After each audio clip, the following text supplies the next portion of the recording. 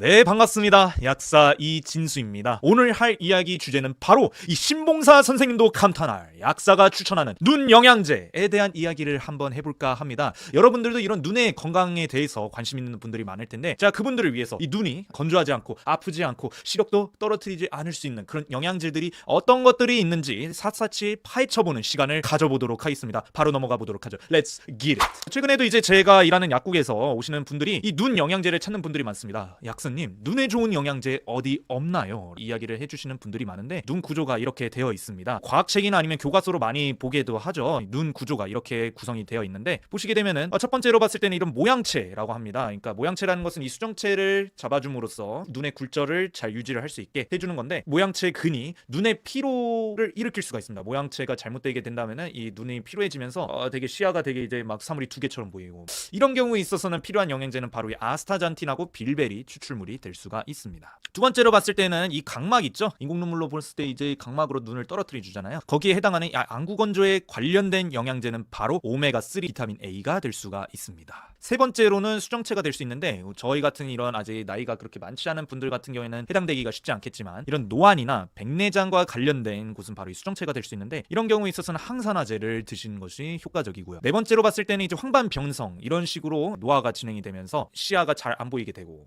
물체를 확인하는 게 쉽지가 않아질 때는 이 루테인하고 지아잔틴을 드셔주는 것이 좋습니다. 마지막으로 이 시신경, 생각보다 약국의 녹내장으로 고생하시는 분들이 참 많아요. 이건 나이를 불문하고 젊은 사람들이든 어르신분들이든 이런 녹내장으로 고생하시는 분들에게는 저는 추천해줄 수 있는 영양제는 바로 이 빌베리 추출물과 함께 피크노제놀, 이 둘을 합한 것이 이제 밀토제놀이라고 하거든요. 그래서 그런 영양제와 함께 은행잎 추출물, 제가 또 이 기억이 가물가물해지는 이 가물치에 대한 영상에서 이 은행잎 추출물을 또 이야기를 했었는데, 이 시신경과 관련되어서 이 혈액순환을 도와주는데 은행잎 추출물이 또 도움이 되기도 합니다. 첫 번째로는 안구 건조에 관련된 이야기입니다. 그래서 안구 건조는 도대체 어떻게 해서 일어나게 될까라고 하는데, 눈 구조를 보게 되면은 이제 수정체하고 각막, 결막 이렇게 구성이 되어 있습니다. 그래서 이 부분들을 자세하게 살펴보게 된다면은 이런 층으로 나누어지게 되어 있어요. 그래서 제일 중요한 게 뭐냐면 이런 마이봄샘이라는 것이 있습니다. 이 마이봄샘으로부터 이 수분을 뿌려주게 되고, 그리고 지방층으로부터 눈이 매끈해질 수 있도록 이 안구 건조를 방지해주는 층이 있는데, 눈물층에 해당하는 이런 항상성을 상실이 되었을 때는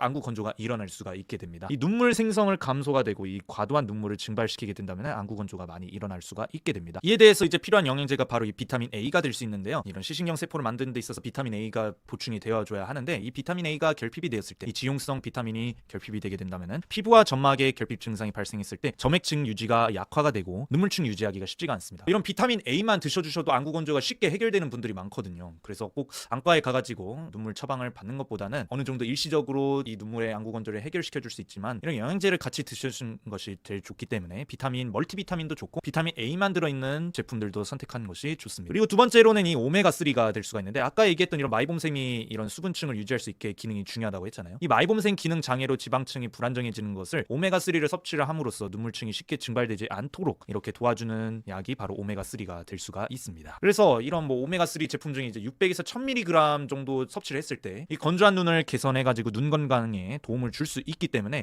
오메가3를 드시는 것이 정말 중요하게 될 수가 있어요. 그래서 이런 뇌기능 개선이나 아니면 항염증이나 혈행 개선, 그리고 심지어 눈 건조까지 해결해 줄 수 있는 게 바로 이 오메가3가 될 수가 있기 때문에, 진짜 제가 보기에는 한국인이라면 기본적으로 장착해야 되는 영양제로 섭취해야 되는 약 중에 오메가3는 빠질 수가 없겠다라는 생각이 들었습니다. 그리고 덧붙여 이야기하자면은 사유라는 영양제도 있어요. 이 사유가 포함된 이런 눈 영양제를 드시게 된다면은 눈 건조가 확실하게 해결이 될 수 있다고 합니다. 그래서 그런 분들한테도 이런 사유 제품을 한번 권해드리는 것도 괜찮겠다라는 생각이 듭니다. 사유라는 게 어떤 거냐면은 스네이크 오일이 될 수가 있어요. 그래서 그런 제품들도 한번 드셔보시는 것도 나쁘지 않겠다라는 생각이 듭니다. 두 번째로는 이제 눈에 대한 피로입니다. 이런 학생분들 같은 경우, 특히 이제 중고등학생분들이나 이런 대학생분들 시험 기간, 특히 이런 약대 의대 공부하는 게 참 쉽지가 않잖아요. 우리는 F를 안 받기 위해서 열심히 진짜 공부를 하는데 이런 눈의 피로감이 오는 분들이 상당히 많습니다. 모양체 근을 잡아줄 수 있는 것이 필요한데, 이 모양체 근 자체가 이제 수축과 이완을 통해서 수정체의 조절력을 조절하거든요. 모양체 돌기는 눈 방수, 즉 안구 방수를 생성하거나 배출시켜주는데, 이 모양체 근이 조금 필요하게 되면은 눈의 피로를 일으킬 수가 있게 됩니다. 그래서 가까운 거리 작업, 이런 뭐 공부를 할 때나 책을 읽을 때나 할 때 이런 가까운 거리 작업을 너무 많이 하게 된다면은 조절력 저하로 모양체 근육에 부담을 줄 수가 있게 되어요. 그래서 눈 깜빡임도 이제 다 덜하게 되고 컴퓨터 작업을 할 때도 그렇기도 하고 또 눈이 건조해지기도 하고 그럼 또 피로감이 좀 더 빨리 쌓이게 됩니다. 혹은 뭐 이제 저처럼 이렇게 유튜브를 하면서 과도한 빛의 노출로 눈을 손상이 가는 경우가 있기 때문에 이런 경우에 있어서는 이 눈 피로를 막아주는 것이 정말로 중요해질 수가 있게 되는데 이런 경우에 한해서는 이제 헤마토코쿠스 추출물 즉 아스타잔틴이라는 제품을 드시는 것이 참 중요합니다. 그래서 시중에서는 루테인하고 아스타잔틴 이렇게 같이 들어있는 제품들이 많아요. 그래서 이런 헤마토코쿠스 추출물이라는 이야기가 들어있으면 눈의 피로를 개선시켜 줄 수 있겠다라고 볼 수가 있고 이런 모양체근을 조절을 해줌으로써 이완 속도나 조절력을 개선을 시켜줄 수 있는 게 바로 이 아스타잔틴이 될 수가 있습니다. 망막 모세혈관 그리고 혈류량도 증가를 할 수가 있기 때문에 이 아스타잔틴이 정말로 이 눈의 건강에 도움을 줄 수 있다 볼 수가 있고요. 때로는 비타민 B1 이런 뭐 비맥스나 아니면 임팩타민 등등 이런 종합 비타민 우리나라가 진짜 잘 만들잖아요. 이런 경우에 한해서 이 활성화 비타민인 벤포티아민 같은 경우를 많이 섭취를 하게 된다면 눈의 피로가 많이 줄어들 수 있지 않을까 생각을 합니다. 황반 변성으로 고생하시는 분들이 계시는데 이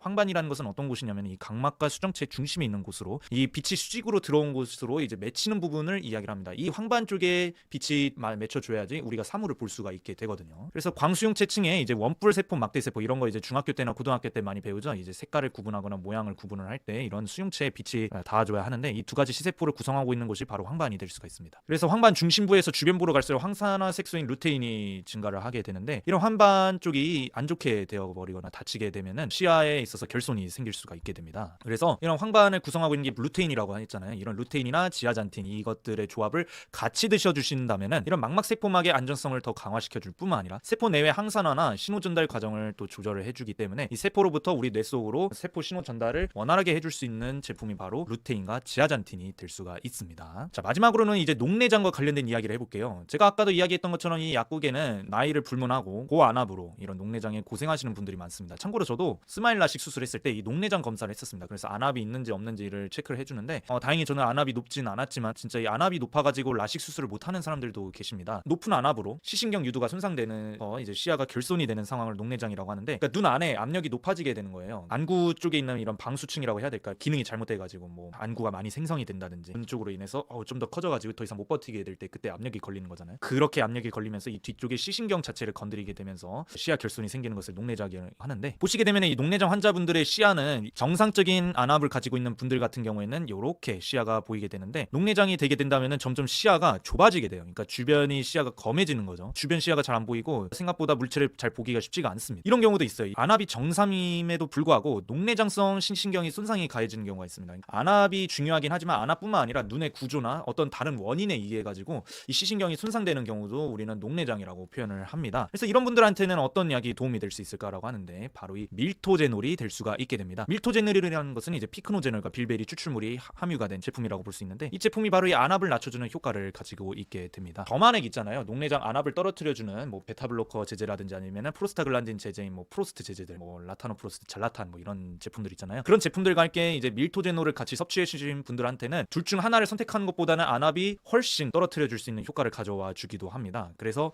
제 생각에는 이런 영양제를 같이 드셔주심으로써 이 녹내장이 미리 오기 전에 한번 예방을 하는 것도 괜찮겠다라는 생각이 들면서 이 영양제를 섭취해 주는 것도 괜찮다라고 저는 보게 됩니다. 녹내장을 개선시켜 줄 수 있는 것이 바로 이 혈행 개선을 촉진시켜주는 은행잎 추출물을 같이 드셔주시는 것도 저는 나쁘지 않겠다라고 생각을 합니다. 그래서 마무리를 하게 된다면 이런 한 번 사는 인생 눈 정말 소중하잖아요. 앞이 안 보이면 진짜 엄청나게 불편해지기 때문에 이런 눈 건강 관리를 잘 하는 게 중요하다는 이야기를 드리면서 저는 또 이번 영상을 마무리하도록 하겠습니다. 약국에서 눈 영양제 진짜 많이 사두시면은 여러분들의 눈 건강도 그만큼 오랫동안 유지할 수 있지 않을까 생각합니다. 구독과 좋아요, 알림 설정까지 같이 해주신다면은 제가 영상을 만드는 데 있어서 정말로 크나큰 힘이 될 수가 있습니다. 저는 그러면 다음 영상에서 찾아뵙도록 할게요. 안녕.